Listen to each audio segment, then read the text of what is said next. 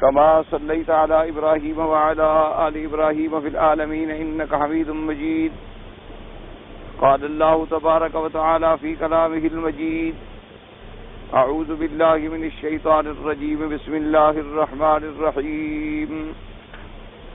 والليل إذا يغشى والنهار إذا تجلى وما خلق الذكر والأنثى إن سعيكم لشتى فأما من أعطى واتقى وصدق بالحسنى فسنيسره لليسرى وأما من بخل واستغنى وكذب بالحسنى فسنيسره للعسرى وما يغني عنه ماله إذا تردى.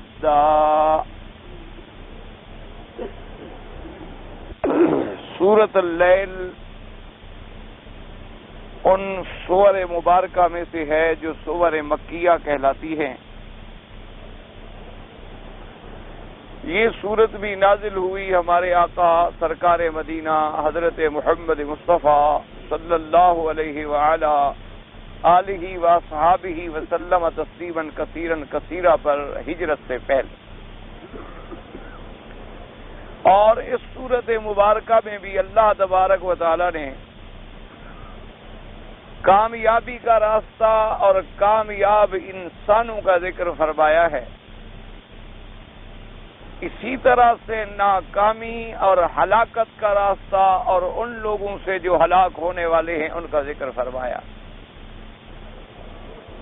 اور جیسے کہ اس سے پہلے آپ سورۃ الشمس پڑھ چکے ہیں یا اس سے پہلے سورۃ الفجر پڑھ چکے ہیں، جیسے اس میں اللہ تبارک و تعالی نے بعض چیزوں کی قسم کھائی تھی،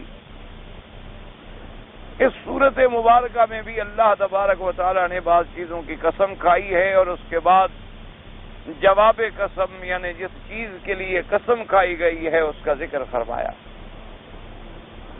جیسا میں الحمدللہ پہلے بھی کئی دفعہ عرض کر چکا ہوں کہ حضور کی مکی زندگی جو تھی یعنی دعوت کا ابتدائی دور جو تھا جس میں حضور صلی اللہ علیہ وسلم نے اپنا دعویٰ پیش کیا اور پھر اس کی طرف امت کو دعوت دی، وہ یہ مسائل مہمہ اور بنیادی مسئلے جو تھے وہ اللہ کی توحید کا مسئلہ تھا، حضور صلی اللہ علیہ وسلم کی نبوت اور رسالت کا مسئلہ تھا، اور اس کے بعد اثبات معاد کا مسئلہ تھا کہ اللہ کی توحید پر ایمان صحیح ہو اور توحید کے جمیع انواع و اقسام یعنی توحید الوہیت، توحید ربوبیت، توحید اسماء و صفات. اور جب توحید کے تینوں قسمیں آئیں گی تو مشرکین کا رد بھی اسی میں آئے گا. اور اس کے بعد دوسرا مسئلہ یہ تھا کہ تمام انبیاء کی نبوت و رسالت برحق ہے اور سب سے آخری نبی جو ہیں وہ حضرت محمد مصطفیٰ صلی اللہ علیہ وآلہ آلہ واصحابہ وسلم.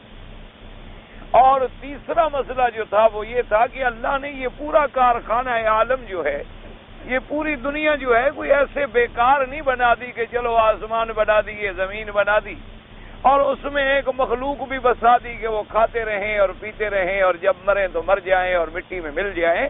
یہ اس لیے نہیں بنائی گئی، اس کے بنانے کے پس منظر میں ایک مقصد ہے کہ یہ عالم جو ہے یہ دار العمل ہے اور یہ دنیا جو ہے دار الفنا ہے، اور اصل جس کے لیے ہم نے تیاری کرنی ہے وہ عالم آخرت ہے، وہ دار البقا ہے. اسی میں جا کر انسانوں کی کامیابی اور ناکامی کا راز کھلے گا. اسی میں جانے کے بعد سعید اور شقی علیحدہ ہوں گے. اسی میں جانے کے بعد اہل جنت اور اہل نار جو ہے وہ علیحدہ ہوں گے. تو مسئلہ بعث یعنی معاد، مسئلہ قیامت، یہ تین مسئلے تھے بنیادی جس پر میرے آقا نے اپنی زندگی مبارک کے 13 سال ابتدائی جو ہیں وہ صرف انہی مسائل میں صرف فرمائے. اس لیے آپ جب قرآن پاک پہ نظر ڈالیں گے جتنی آپ کو مکی صورتیں ملیں گی یعنی جن صورتوں کے آگے لکھا ہوتا ہے کہ مکیہ کہ یہ مکی صورت ہے اس میں آپ کو یہی مضامین ملیں گے. مسئلہ توحید ملے گا، مسئلہ نبوت و رسالت ملے گا اور مسئلہ قیامت ملے گا. اور اسی ضمن میں مشرکین کا رد ملے گا، مکذبین قیامت کا رد ملے گا منکرین رسالت کا رد ملے گا۔ اب جب حضور تشریف لے گئے مدینہ منورہ